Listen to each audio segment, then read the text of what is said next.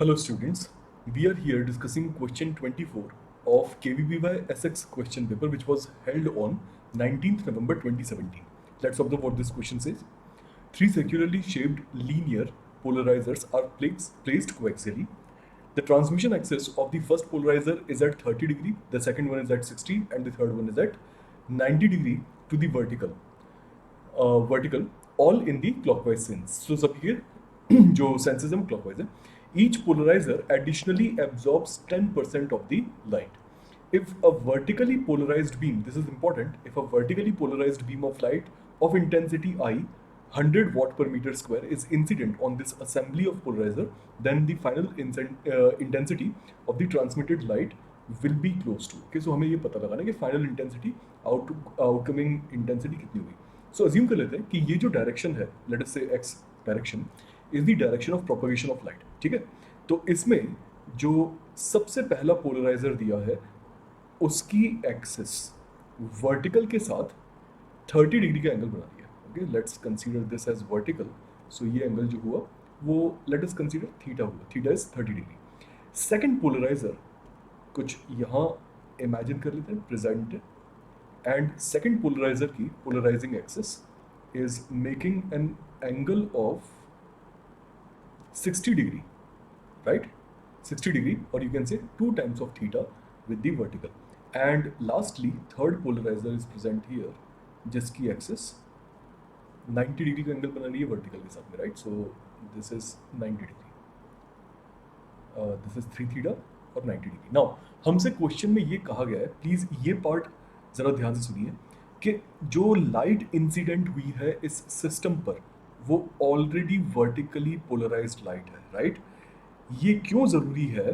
Because अगर एक unpolarised light incident होती तो फिर suppose I not incident light होती तो फिर जो लाइट रे फर्स्ट पोलराइजर से पास करके आती वो लीनियरली पोलराइज्ड होती along the direction of this polariser. जो पोलराइजर P1 है उसकी डायरेक्शन में ही पोलराइज होती, पर उसकी इंटेंसिटी हाफ हो जाती यूजिंग मालूज लॉ अगर अनपोलराइज्ड लाइट होती.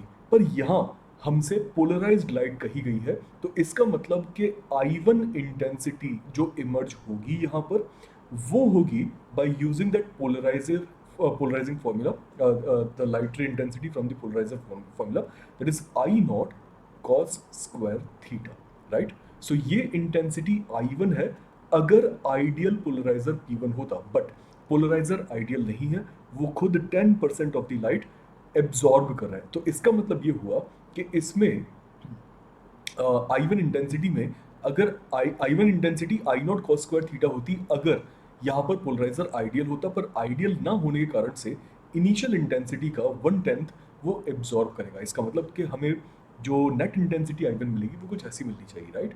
इसे थोड़ा सा और सिंप्लीफाई कर लेते हैं. सो हमारे पास I नॉट की कितनी वैल्यू आ जाएगी? I नॉट की वैल्यू आ जाएगी cos square theta minus 1/10. Now theta is 30 degree, right? Cos 30 is √3/2, so square कर लेते हैं. एंड जब आप इसे सॉल्व करेंगे तो ये 3/4 माइनस 1/10 हो जाएगा. जब आप इसे सॉल्व करेंगे तो आपके पास आ जाएगा that will be 13/20 of I not. सही है? सो बेसिकली I1 की वैल्यू कितनी आ रही है? 13/20. प्लीज रिमेंबर 13/20 क्यों आई है? Because of this cos square theta minus 1/10, right? Now जब ये I1 इंटेंसिटी की लाइट जो कि अब पोलराइज्ड हो चुकी है with respect to the first polariser, जब वो सेकंड से पास करेगी तब सेकंड इंटेंसिटी I2 कितनी आएगी?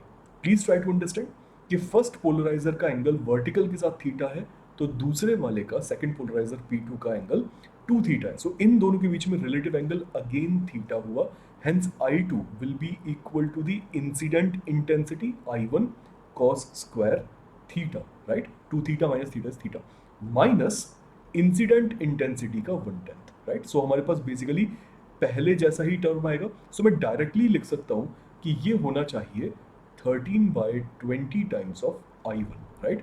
एंड सिमिलरली अब जो यहां से पोलराइज्ड लाइट आएगी इंसिडेंट होगी थर्ड पर, वो ऑलरेडी वर्टिकल से 60 डिग्री बना रही है, राइट? सो इसका मतलब अब P3 के साथ में इस पोलराइज्ड लाइट का एंगल फिर से 30 डिग्री होगा. So what will be the final outcoming intensity I3?